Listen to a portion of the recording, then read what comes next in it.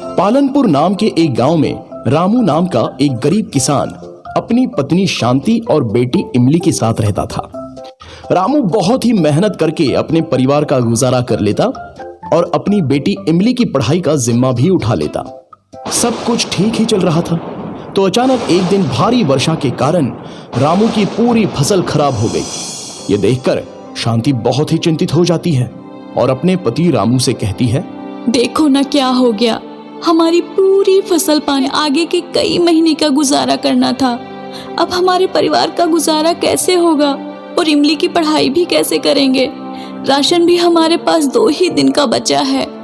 रामू बोला, मुझे भी समझ में आ रहा है शांति, अब फसल खराब होने के बाद हम अपनी जिम्मेदारियां कैसे उठाएंगे? इमली दरवाजे के पीछे से अपने माता पिता की सभी बात सुन रही थी। ये बात सुनकर नन्ही इमली बहुत दुखी हुई और निराश होकर पास के तालाब के किनारे जाकर बैठ गई। तालाब के किनारे बैठकर भगवान से इमली प्रार्थना करने लगी। भगवान जी, आपने मेरे पिता के साथ ऐसा क्यों किया? मेरे पिता तो बहुत ही अच्छे इंसान हैं और किसी का बुरा भी नहीं करते हैं, तो आपने उनके साथ ऐसा क्यों किया? अब आप ही कोई चमत्कार कीजिए ना, जिससे उनकी सारी परेशानियां दूर हो जाएं और मेरी पढ़ाई भी ना बंद हो।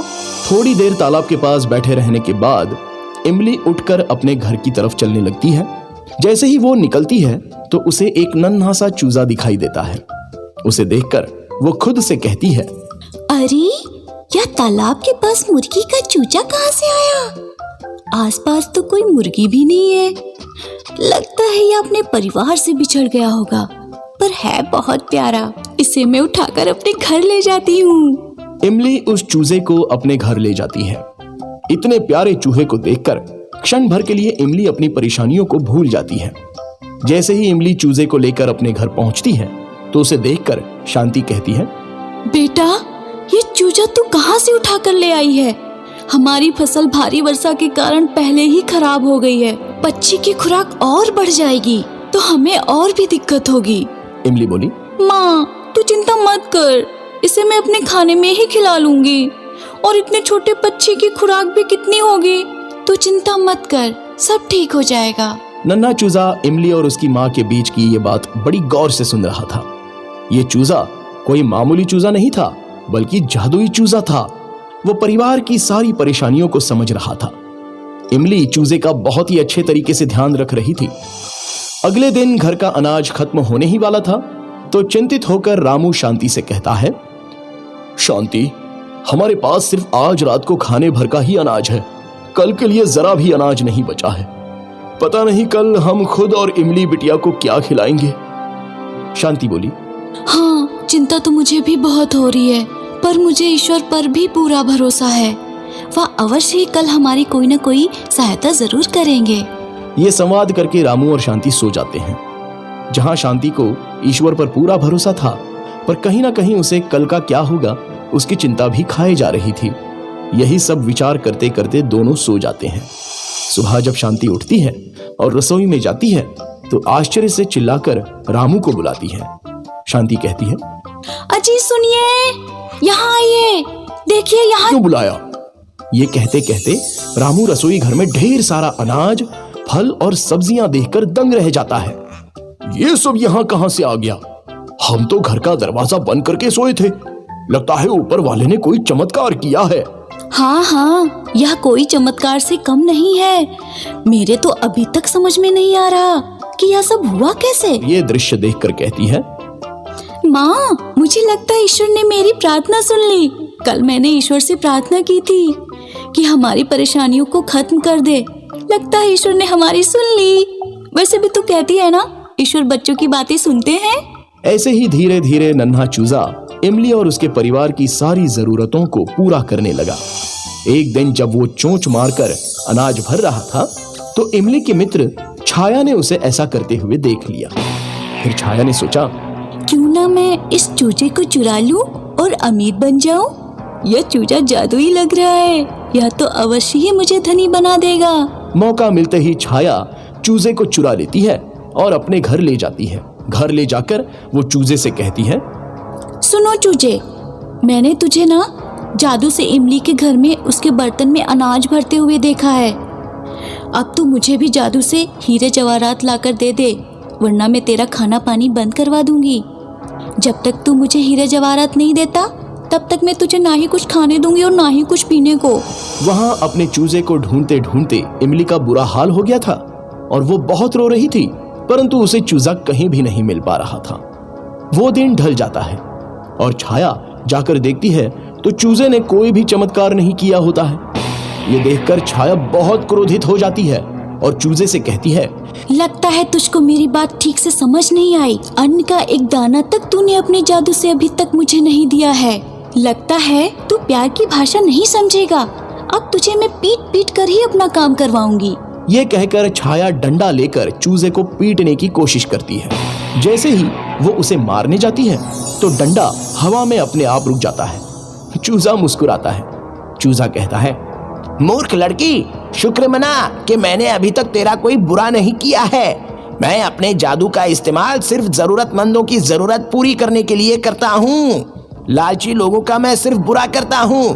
अगर तूने अब कोई भी गलत काम किया ना तो मैं तेरे साथ साथ तेरे पूरे परिवार को कहीं का नहीं छोड़ूंगा।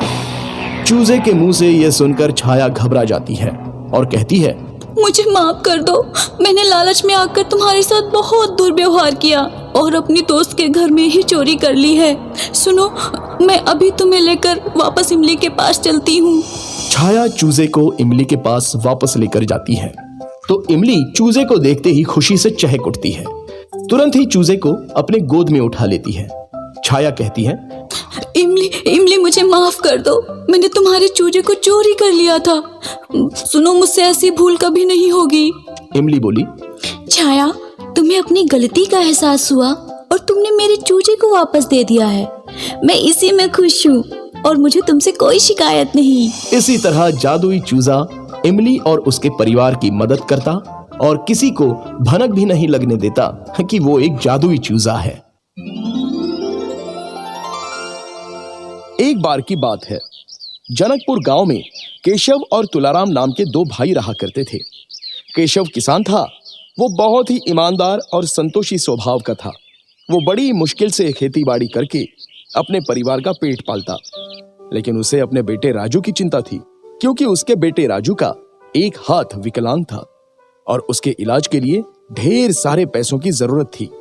लेकिन केशव ने अपने बेटे राजू को हमेशा अच्छी परवरिश और शिक्षा दी, जिससे वो लोगों की मदद करे। दूसरी तरफ उसका भाई तुलाराम, जो एक कसाई था और चिकन की दुकान चलाता था, वो अपने भाई केशव से जलता था। चूंकि तुलाराम की दुकान अच्छी चलती, इसलिए वो अच्छे पैसे कमाता और उसे इस बात का घमंड भी था। इसलिए तुलाराम का बेटा छोटू भी अपने पिता की तरह ही घमंडी था। तुलाराम ने कहा, बेटा छोटू, मैं बाजार जा रहा हूँ, तुम दुकान देखना और ग्राहकों के लिए सामान इस चुंबक लगे तराजू में ही तौलना। छोटू दुकान का काम कर खेलने चला गया। राजू के विकलांगता के कारण बच्चे राजू के साथ नहीं खेलते और उसका मजाक बनाते। ये देखो, ये एक हाथ से भला बॉल क्या पकड़ेगा? तब छोटू ने कहा, राजू, तुम जाओ, ये खेल तुम्हारे बस का नहीं है। राजू दुखी मन से अपने घर आया और अपनी माँ से बोला, माँ, क्या मैं कभी ठीक नहीं हो पाऊंगा और अपने दोस्तों की तरह नहीं खेल पाऊंगा? नहीं बेटा, ऐसा नहीं कहते। तुम तो सबकी मदद करते हो और जो सबकी मदद करता है, भगवान हमेशा उसकी मदद करते हैं। देखना, तुम जल्द ही ठीक हो जाओगे। राजू दुखी बाहर एक पेड़ के नीचे बैठा था। तभी तुलाराम अपने मुर्गियों को पकड़ने लगा। तभी एक मुर्गी राजू की तरफ आई, जिसका एक पैर कटा था और वो जख्मी थी। राजू को उस घायल मुर्गी पर दया आ गई और वो उसे चुपचाप लेकर अपने घर चला गया। राजू ने मुर्गी की बड़े प्यार से मरहम पट्टी की और उसकी खूब सेवा की। उसे समय समय पर खाने पीने के लिए दाना पानी देना, जिससे एक टांग वाली मुर्गी बिल्कुल ठीक हो गई। मुर्गी राजू के प्यार और सेवा से बहुत खुश हो गई और अचानक वो मुर्गी बोल पड़ी, राजू, मैं तुम्हारी सेवा और ईमानदारी से बहुत खुश हूँ। मुर्गी की आवाज सुनकर केशव चौंकते हुए बोला, अरे ये क्या? ये मुर्गी तो बोल रही है। हाँ, मैं कोई साधारण मुर्गी नहीं, बल्कि महान जादूगर राका की जादुई मुर्गी तीतरी हूँ। लेकिन मेरे जख्मी होने के बाद जादूगर ने कसाई के पास बेच दिया और फिर राजू ने मेरी जान बचाई।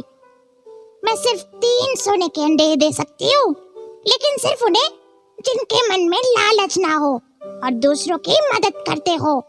उसके बाद मेरी शक्ति खत्म हो जाएगी और तुम ये अंडे बेचकर अपने सभी सपने पूरे कर सकते हो। और अगली सुबह राजू और उसके पिता ने देखा कि मुर्गी ने एक सोने का अंडा दिया है। ये देख राजू और उसके माता पिता हैरान रह गए। अब मुर्गी ने अगली सुबह दूसरे अंडे दिए। केशव ने वो अंडे बेचकर एक अच्छा घर बनवाया और राजू का इलाज करवाया, जिससे राजू का हाथ बिल्कुल ठीक हो गया। लेकिन तीसरे अंडे देने से पहले ही जादुई मुर्गी की सच्चाई तुलाराम को पता चल गई और वो अपनी मुर्गी केशव के घर से वापस ले आया। और तुलाराम अगली सुबह मुर्गी के अंडे देने का इंतजार करने लगा, लेकिन मुर्गी ने सोने की जगह साधारण अंडे ही दिए।